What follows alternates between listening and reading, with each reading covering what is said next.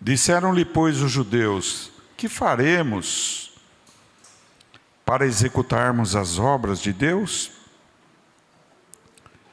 Jesus respondeu e disse-lhes: a obra de Deus é esta, que creiais naquele que Ele enviou.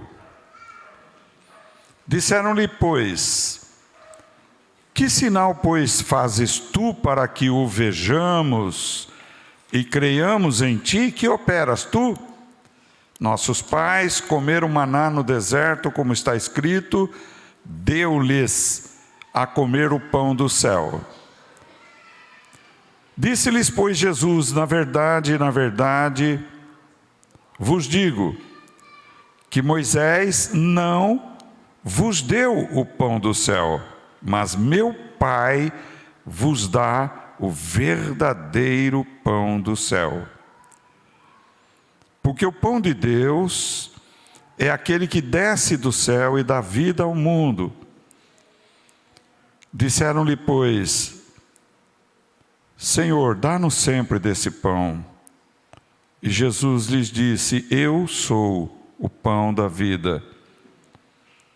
Aquele que vem a mim não terá fome, e quem crê em mim nunca terá sede. Senhor, eu te peço que o teu nome seja glorificado, Pai. Senhor, nos cobre com o teu sangue, nos dá a tua palavra e nos edifica segundo a tua palavra, porque tua palavra é a verdade. Santifica-nos na tua palavra. Amém, Senhor. Glória a Deus. Veja, irmãos, aqui os judeus fizeram uma pergunta razoável para Jesus. O que devemos fazer? Quais obras devemos realizar para Deus? Evidente que para ter a vida eterna. A resposta de Jesus foi clara. Nenhuma obra nossa é boa, irmãos. Nada de nós é bom. Nós podemos ter mesclas de bondade, mas a nossa essência é má. A nossa carne é má. O nosso homem caído não tem solução. Sempre ele procura se levantar. Sempre ele procura fazer algo que não é do agrado de Deus. Então Jesus disse bem claro: a obra de Deus é esta. Perceba bem que os judeus disseram: que obras devemos executar? E Jesus respondeu: a obra de Deus é esta. A obra está no singular e não no plural. A única obra que agradou a Deus foi Jesus. Fora dele não há quem o possa satisfazer, agradar, porque todos nós pecamos e destituídos estamos da glória de Deus. Somos justificados gratuitamente por sua graça, pela redenção que há em Cristo Jesus, nosso Senhor. Romanos 3, 23, 24. Então, quando Jesus disse isso, veja que eles mudaram o tom da conversa, tá? Mas eles entenderam que Jesus estava falando de si próprio. Então eles disseram: que sinal tu fazes para que creiamos em ti? Para que vejamos e creiamos em ti? Então eles compreenderam muito bem que Jesus disse que a obra de Deus estava nele, em Jesus. Eles ouviram isso. Assim também tem muita gente que ouve: só Jesus salva, mas não crê de todo o coração. E eles perguntaram para Jesus: quais é o sinal que tu fazes para que creiamos em ti? Sabe por quê? Falaram para Jesus: porque Moisés nos deu o maná. Quando eles disseram: Moisés nos deu o maná não foi dado a eles que estavam falando, mas aos seus antepassados que viviam na época, ou seja, Israel. Então, eles citaram um exemplo aqui. Moisés deu isso, e você? O que você faz para que a gente creia em ti? Mas Jesus tinha uma maneira muito objetiva, muito precisa de falar as palavras, sabe? E ele pegou e disse: na verdade não foi Moisés que vos deu o pão do céu, vocês estão enganados. Tá? Primeiro lugar, não foi Moisés que fez nada. Quem vos deu o maná do céu foi meu Pai. E o meu Pai vos dá o verdadeiro pão do céu, aquele que vocês estão querendo rejeitar, o qual sou eu mesmo. Eu sou o pão descido do céu, aleluia. É isso que Jesus acabou dizendo aqui, bem claro. E Jesus disse assim: o pão de Deus é aquele que desce do céu e dá vida ao mundo. Assim como o maná, ele desceu do céu, ele caiu do céu. O maná era tido como o pão dos anjos, e o maná veio do céu. Então, quem deu o pão do céu é o Pai do céu, aleluia, e não Moisés que está na terra. Veja bem, é bom discernir essas coisas. Quem faz a obra é Jesus, é Deus, que Jesus é Deus, e não nós, homens humanos. Nós somos irrelevantes. Quem faz a obra é o Senhor. Quem continua fazendo a obra é o Senhor. Quem manda o pão do céu é o Senhor, aleluia, glória a Deus. Então aqui, veja bem, ele vos dá o verdadeiro pão do céu. Jesus aqui não disse que o maná era um pão falso, mas ficou evidente que não tinha dado o verdadeiro pão do céu. Porque o verdadeiro pão do céu desce do céu, aleluia. Então eles disseram: dá-nos sempre desse pão. Qual pão? O pão que desce do céu. Então, veja bem que Jesus disse para eles, então, já que eles estavam querendo o pão, né? Jesus disse: eu sou o pão da vida. Eu sou o pão da vida. Aquele que vem a mim não tem fome, não terá fome. Quem crê em mim nunca terá sede. Mas já vos disse que também vós me vistes e contudo não crestes. Olha aí, eles não creram que Jesus era o pão da vida. Evidente e lógico aqui que a mensagem é uma mensagem metafórica ou comparativa. Jesus sempre teve o costume de se assemelhar: eu sou o caminho, a verdade, a vida. Eu sou a porta, eu sou a luz, eu sou a videira. Então nós temos que entender a linguagem espiritual, muitas e tantas vezes, não de forma literal, porém, de uma forma analógica, de uma forma por analogia, por comparação. Veja bem, também a maneira de comer desse pão é aqui simbolizado de uma maneira totalmente diversa do pé da letra. A linguagem ao pé da letra é pegar um pedaço de pão, pôr na boca e comer. Porém, Jesus está dizendo que aquele que vem a mim não terá fome, porque vai se alimentar de mim. Olha bem, o que é ir a Jesus? O que pensamos nós de irmos até Jesus? Esse ir a Jesus é entregar-se a Jesus, é confiar no Senhor, é descansar no Senhor, é recebê-lo como Salvador e Senhor, aleluia.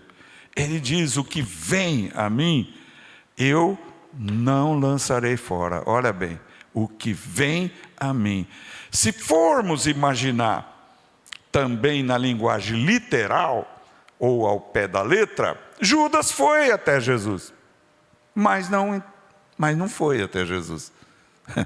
Ele foi fisicamente, mas ele não foi espiritualmente. Ele não se entregou espiritualmente, tanto que ele foi o traidor. O apóstolo Pedro, embora fosse sanguíneo, bravo, nervoso, cortou a orelha de um guarda, queria usar a espada, bravo, como muitos de nós somos, né? Mas ele era de Deus, ele foi a Jesus. Ele foi a Jesus. E quem vem a mim, não lançarei fora. Glória a Deus. Então, veja que é preciso extrair a essência da palavra, o suco da palavra. Então, Jesus foi claro no versículo 37, quando ele diz: tudo que o Pai dá a mim, tudo o que o Pai me dá, virá a mim. E o que vem a mim, de maneira nenhuma lançarei fora. Olha só. Hoje nós meditamos num texto de manhã, e foi bem colocada a palavra ouvir. Ouvir.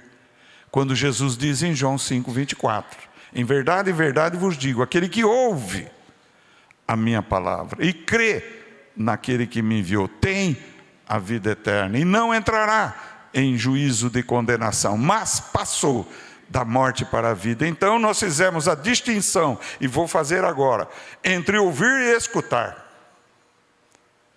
Presta bem atenção. Muitas vezes nós não prestamos atenção. Então você pergunta: você ouviu o que foi dito? Eu escutei. Eu escutei qualquer coisa. Tá compreendendo? Quando a gente escuta, a gente não ouve. Ouvir é um processo mais profundo. Ouvir é dar atenção. Ouvir é ter tempo. Ouvir é recepcionar a palavra. Ouvir é receber a palavra dentro de si. Muito tempo atrás eu parei e ouvi, glória a Deus, apesar de nossos pensamentos serem dispersos. Nós temos pensamento disperso, sabe?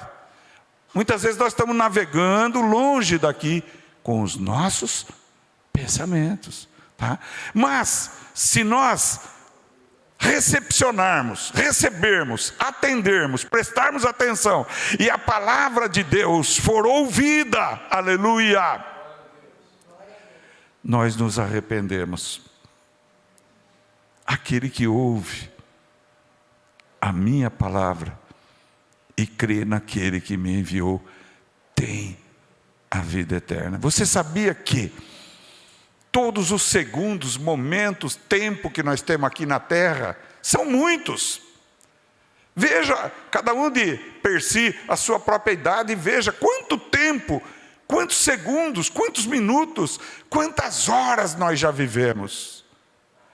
Mas 99,99% do que nós vivemos, os nossos pensamentos são meramente nossos.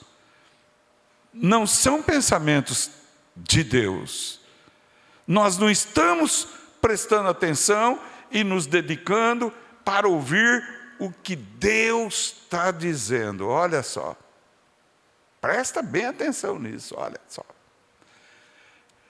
Naquele dia, quando vem a morte biológica e o espírito é separado do corpo e vai na presença de Deus, e em Hebreus 9:27 diz do juízo que se segue após a morte. Existem 5 tipos de juízos na Bíblia: o juízo após a morte, o juízo dos anjos, o juízo do trono de Deus, o tribunal de Cristo para galardão. Tem vários, e tem finalmente o último juízo final. Então, quando alguém sai da terra e vai, como diz em Eclesiastes, O corpo volta à terra, o espírito volta para Deus que o deu, e a pessoa é julgada num juízo, não o final, após a morte. E ele diz: mas eu escutei falar de Jesus. Jesus é muito bom, mas não ouviu, não nasceu de novo, não teve tempo. Olha como o tempo é importante. O tempo. O que temos feito do nosso tempo? Uma parte nós dormimos, outra parte nós estamos nos alimentando, café da manhã, almoço, café da tarde, jantar, fora as visitas para a geladeira de noite, tempo. Outro tempo nós estamos assistindo programações de entretenimento. Nós estamos vendo filmes, assistindo novelas, assistindo séries. É assim ou não é assim? E o nosso tempo vai embora. Mas a Bíblia diz: aquele que ouve a minha palavra viverá. Aleluia. E muitas vezes nós abrimos a Bíblia, talvez uma vez no dia só, um versículo apenas, e já fechamos.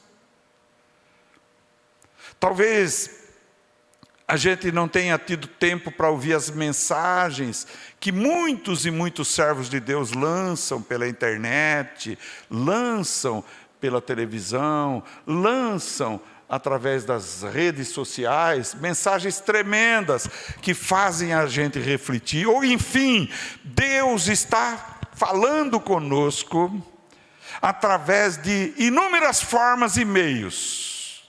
Através da Bíblia escrita, através da Bíblia narrada, através da pregação de pregadores, através de professores de escola bíblica e assim por diante. Deus está procurando falar conosco. O Espírito de Deus procura falar no nosso interior quando nós nascemos de novo. Aleluia. Então, quantas vezes o Espírito Santo, ele acende uma luz vermelha dentro de nós? Algo não está bom. Quando você está com um veículo e falta água no radiador, ele começa a querer ferver, então começa a acender uma luz vermelha lá. Quando falta o óleo no cárter, no motor do veículo, acende uma outra luz, uma chaleirinha, dizendo: opa, tem alguma coisa errada. Pois bem, quando nós não estamos dando ouvidos para Deus, Deus está puxando a nossa orelha e uma luz vermelha começa a aparecer. E o que acontece com essa luz vermelha? Opa, hoje eu não estou bem. Mas que esquisito, hoje eu não estou muito bem. Poxa, eu tomei um café muito bom, eu tive um almoço muito bom, está tudo bem em casa, mas algo não está bem. Ralabaxericaiatu, glória a Deus. Deus está falando para você: para um instantezinho, recolha-se num lugar, fique a sós comigo, eu quero falar ao teu coração, eu quero te mostrar algo. Então Deus pode usar pessoas que passam a mão no telefone e ligam e dizem: olha, eu não sei, eu estava aqui e comecei a orar por você. De repente, eu senti uma necessidade. Está tudo bem, mas não sei, eu senti uma vontade de orar pela tua vida. É o Espírito Santo de Deus. Você liga numa rádio evangélica e aí vem um pregador que a gente nem conhece e começa a dizer: filho meu, filha minha, dá-me o teu coração. Ora, o coração não é o que pulsa o sangue para o corpo, o coração são os pensamentos. E realmente os nossos pensamentos muitas vezes estão com os entretenimentos, com os filmes, com o passatempo, com o trabalho secular e material, com os problemas de contas para pagar, para receber, para ir no mercado, para voltar, enfim.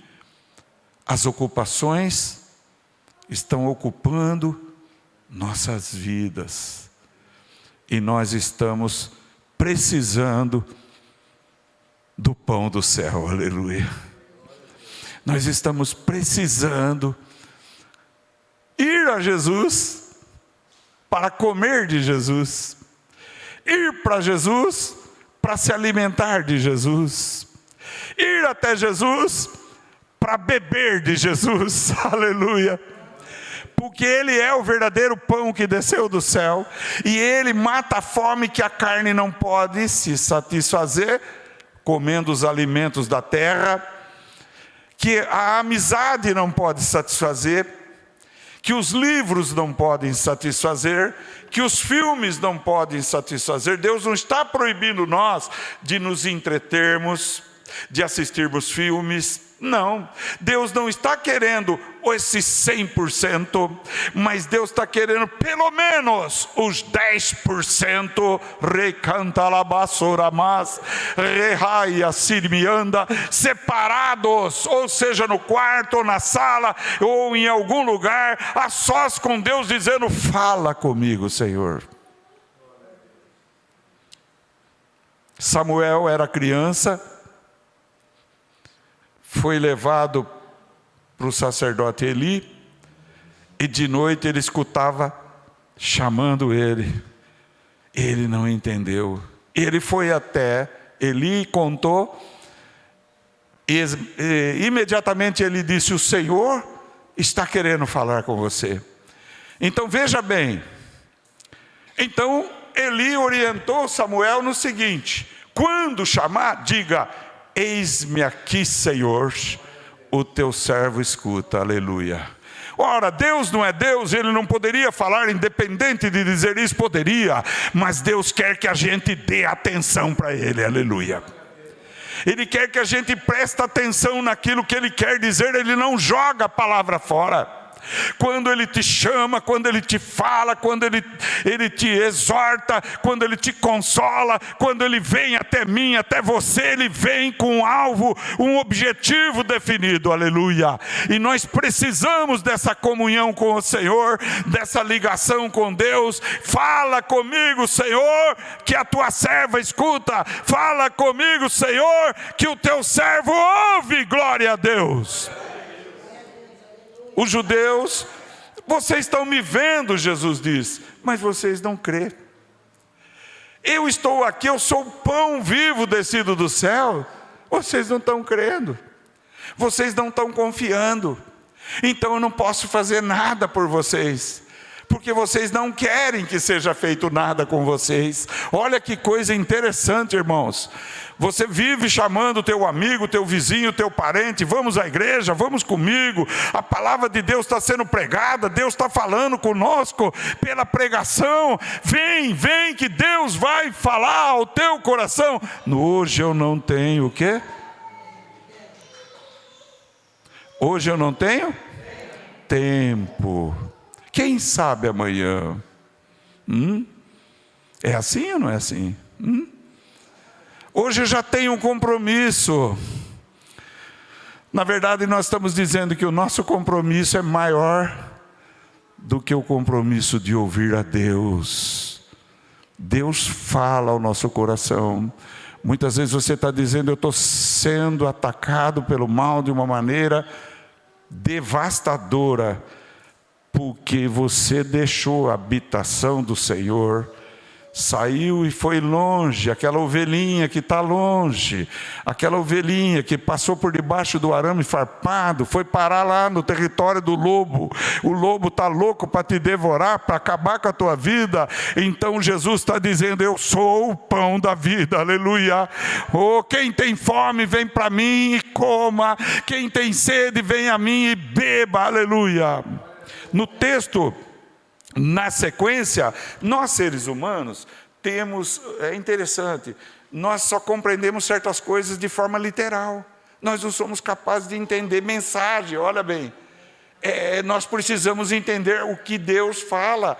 Veja, olha, quando Jesus diz: aquele que não comer a minha carne e não beber o meu sangue, não tem a vida eterna, mas aquele que se alimenta de mim viverá. Os judeus falaram: eu não sou canibal.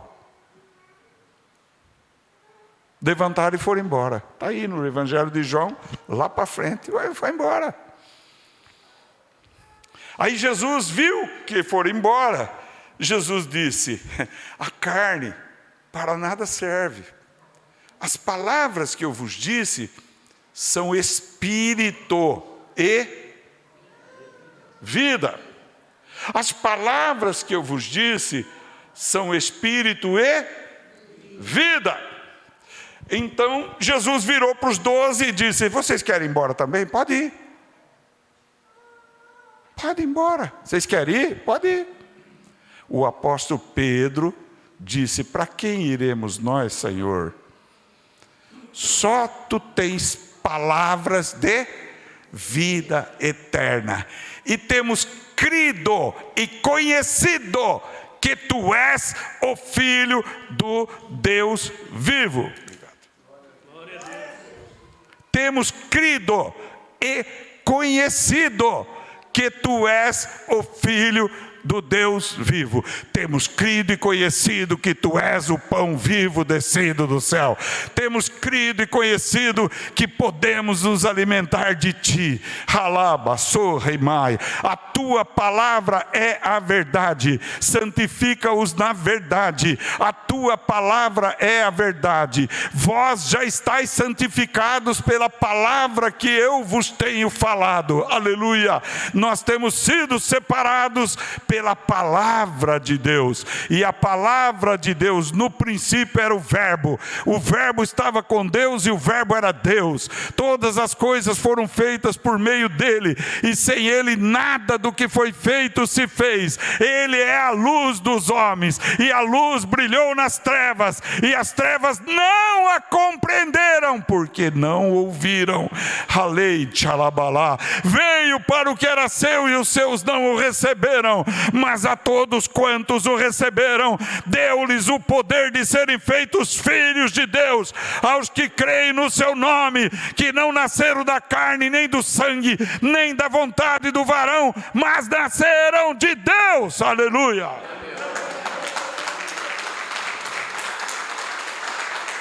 Nascer de Deus, viver de Deus. Você já parou para pensar que nós vamos habitar em Deus? Salmo 91, aquele que habita no esconderijo do Altíssimo, aleluia, a sombra do Onipotente, olha só, descansará. Ou seja, Deus é o lugar onde nós vamos habitar. Você sabia que onde Jesus vai, o paraíso vai junto? Sabia disso? Saiba disso nessa noite. Ele está aqui, Ele está olhando para nós, Ele está esperando sinceridade de nós, para que a gente diga: Senhor, eu sou fraco, sou pecador, mas eu quero comer do pão da vida, aleluia, eu quero me alimentar de Ti, glória a Deus, eu não quero Te deixar, eu quero Te seguir, Tu és o caminho, Tu és a verdade, Tu és a vida, Tu és a luz, Tu és a porta, Tu és a videira, Tu és o pão vivo descido do céu. Aleluia. Então, que nessa noite a gente possa reconhecer: Senhor, se há alguma coisa boa em mim, foi o Senhor que pôs. Foi o Senhor, porque eu sou muito ruim, eu sou péssimo.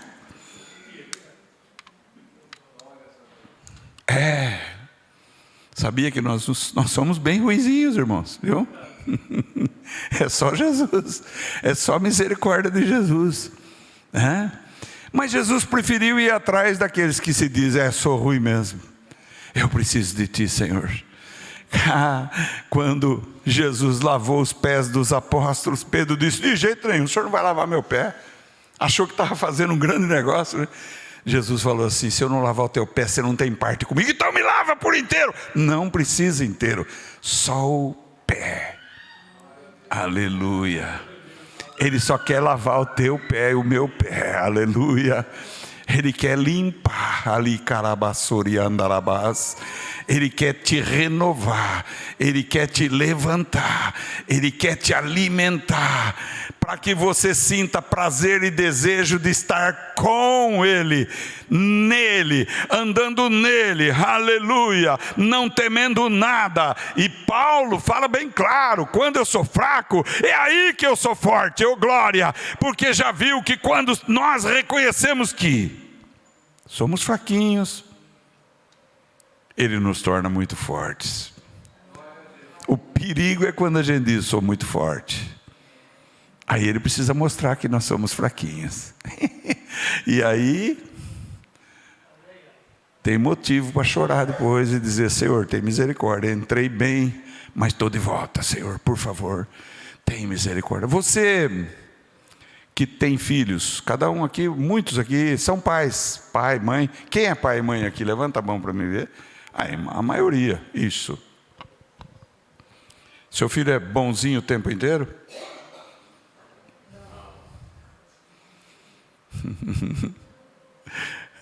Muitas vezes é mais ruim do que bom, não é?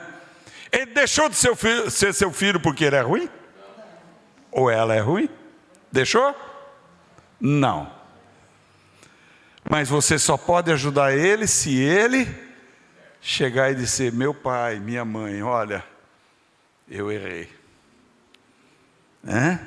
É ou não é? Não adianta querer adular o filho e passar a mão na cabeça se o filho está errado. Assim é Deus.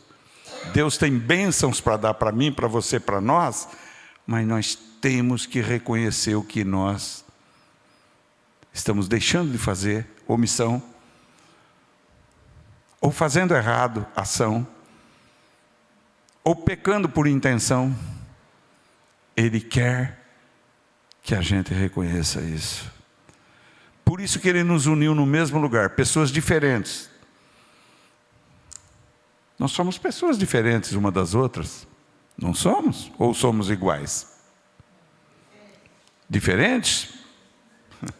Por dentro e por fora, diferentes. Quem aqui, se tiver uma contenda com o irmão, vai dizer: eu estou errado? É difícil, né? Sempre nós vamos dizer que estamos certos, não é assim? O outro que está errado. Olha lá, Senhor. Só que um dedo aponta para o outro, 3 para nós e 1 para cima. E aí Jesus fala: não, eu estou interessado em ver você.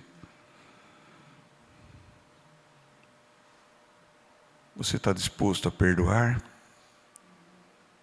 Você está disposto a reconsiderar? Você está disposto a começar de novo? É o que Jesus está falando para nós. Então Ele une um pessoal diferente, que tem que ter o mesmo propósito. Qual é o único propósito que nos torna iguais? Quem sabe?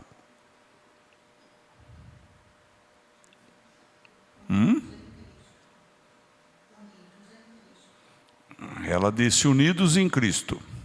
Vocês concordam ou discordam? Então, unidos em Cristo. Então, o que nos iguala é o nosso propósito. Eu tenho fé em Jesus Cristo, quero ir para o céu, quero ir para o paraíso, e aquele meu irmão e minha irmã que é diferente de mim, também quer isso. Também quer ir. Então, apesar da gente ser diferente, a gente tem uma mesma fé, a qual Jesus é o autor e consumador dessa fé. Essa fé não é fezinha na loteca.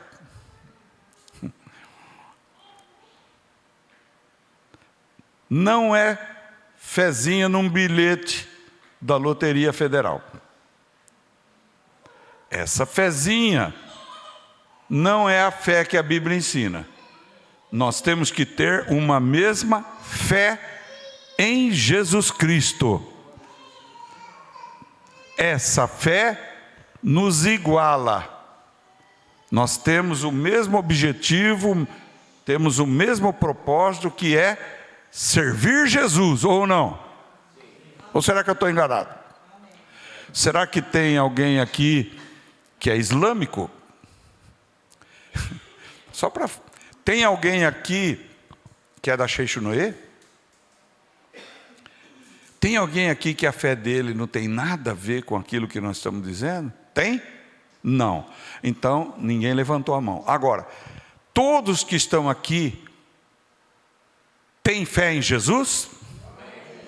Ah, então igualou agora. Amém? É isso que Jesus está olhando em nós. A tua fé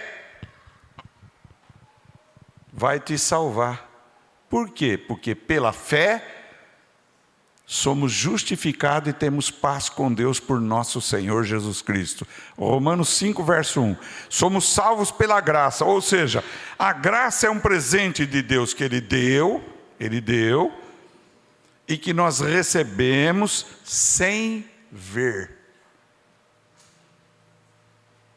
Nós recebemos a salvação sem enxergar do lado de lá. Nós não estamos enxergando como é que é o paraíso, mas nós recebemos. Então a fé é confiança em Deus. Essa confiança te justifica e nos torna dignos da graça de Deus, por meio da fé. Tanto que a Bíblia diz o seguinte: sem fé, isso. Então, chorar agrada a Deus? Gritar agrada a Deus? Se revoltar agrada a Deus? O que é que agrada a Deus então? É a fé. Essa fé é em Jesus. E na noite de hoje estamos dizendo: Ele morreu, derramou sangue e nos comprou para a vida eterna.